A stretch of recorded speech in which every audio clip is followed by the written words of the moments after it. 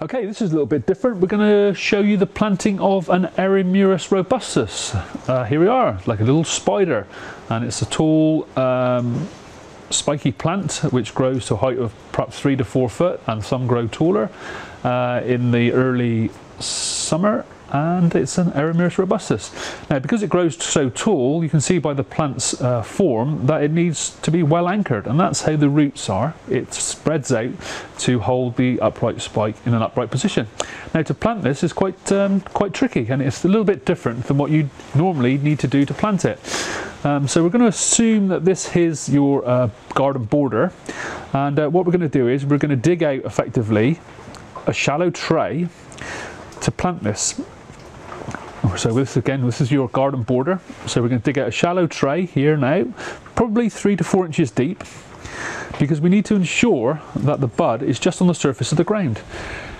Now, when we dig it out, it's very important to remember that the Eremurus wants to be positioned in the soil like this, in a convex manner.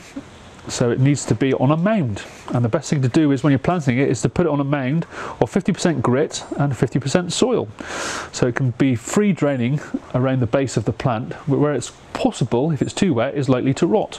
So you need free draining soil mound to position it on, and we're assuming that this is in your garden border.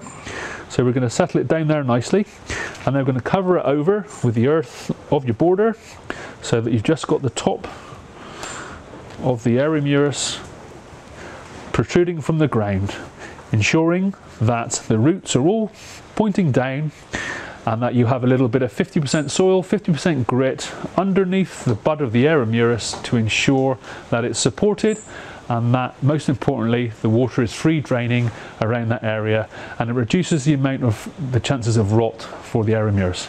So there you are.